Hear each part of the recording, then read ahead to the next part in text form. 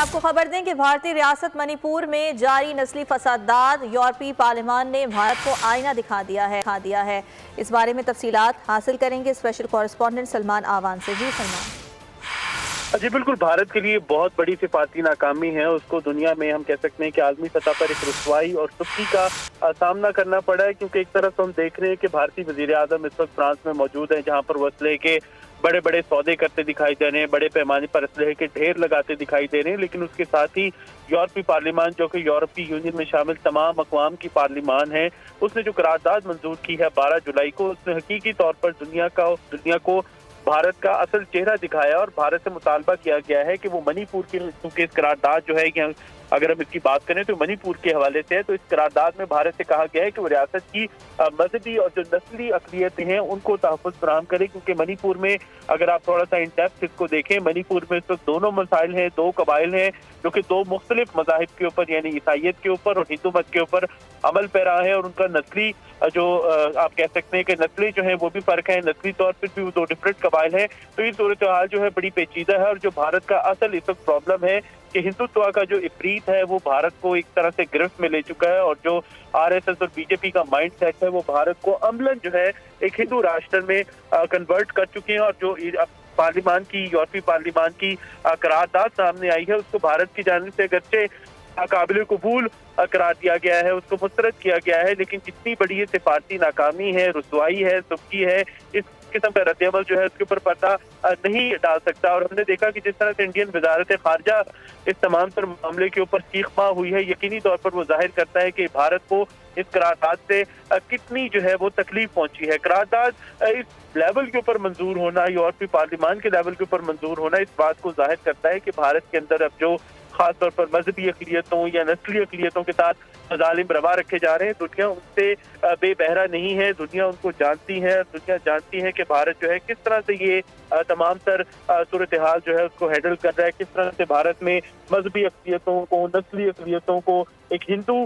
Majority या Hindu domination के नीचे जो है वो उसको लाना चाहता है और उसको दबाना चाहता है। यही वो मामला है, यही वो खतरा था हिंदू डोमिनेशन का, जिसको हमारे आबा अजदाद ने, काज़ी आज़म मोहम्मद अली जिन्ना ने भांपते हुए एक हिंदू डोमिनेशन के खिलाफ ही तहरीक पाकिस्तान जो है वो चलाई थी कि पाकिस्तान के मुसलमान जो हैं, जो बरसगीर के मुसलमान हैं, वो किसी तौर पर हिंदू डोमिनेशन को कबूल नहीं कर सकते। इस करारदाद की हम बात करें तो इसके अंदर जो नस्ल के है मजहबी बुनियादों के ऊपर, नस्ली बुनियादों के ऊपर मणिपुर में, उसमें इंडियन गवर्नमेंट को अच्छा खासा क्रिटिसाइज किया गया है बाज़ाब्ता तौर पर बीजेपी सरकार से कि वो मणिपुर के अंदर मजहबी अक़लियतों को, लसानी अक़लियतों को तहफ़्फ़ुज़ फराहम करे, क्योंकि और ये भी चीज़ पॉइंट आउट की जा रही है कि भारत के अंदर इस वक्त एक सोचे समझे ऑर्गेनाइज्ड मंसूबे के तहत जो है या हुकूमती सरपरस्ती में कौम परस्त बयानिया जो है उसको प्रमोट किया जा रहा है, और जो इस वक्त और यही वजह है कि जो मणिपुर है उसके अंदर सूरत हाल किसी तौर पर काबू आती दिखाई नहीं दे रही, और जो बीजेपी हुकूमत खास तौर पर वज़ीर आज़म नरेंद्र मोदी। सलमान साथ ही मौजूद रहिएगा, सैयद मोहम्मद अली साहब ने हमें ज्वाइन किया है, दिफाई तज्ज़ियाकार हैं, इस सूरत हाल पर उनसे बात करेंगे। सर बहुत शुक्रिया आपके वक्त का। जैसा कि हम ये देख रहे हैं कि ये जो करारदाद पास हुई है इसके खिलाफ भारत की जानिब से सीख पा होता हुआ रद्द-ए-अमल सामने आ रहा है। भारत ने इस पर शोर काफ़ी मचाया है, लेकिन जो सूरत हाल है भारत के अंदर की वो कंट्रोल में होती दिखाई नहीं दे रही है। क्या कहेंगे इस पर आप? जी बहुत शुक्रिया। जी यकीनन ये एक काफ़ी बड़ी डेवलपमेंट है आलमी सतह पे भी और सफारती सतह पे बिलखुसूस। उसकी वजह ये है कि आप जानते हैं कि भारत की जो तीसरी बड़ी रिलीजियस आबादी है वो ईसाई है। तकरीबन 2 करोड़ 60 लाख ईसाई हिंदुस्तान में बसते हैं मुख्तलिफ रियासतों में, और मणिपुर में तकरीबन 42% ईसाई आबादी है। और जिस तरह अभी आपने अपनी रिपोर्ट में बताया कि पिछले 2 माह के अंदर तकरीबन 250 से ज़्यादा जो ईसाई इबादत गाहें और चर्चेज हैं उनको नजर आतिश किया गया है। तो यकीनन आप देखें कि यूरोपियन पार्लियामेंट जो है वो मगरबी यूरोप जिसमें ऑब्वियसली ईसाई आबादी की मेजॉरिटी है, उनके लिए ये एक बहुत बड़ा लम्हे फिक्रिया और तशवीश का मुकाम है, क्योंकि ये 27 ममालिक की नुमाइंदगी है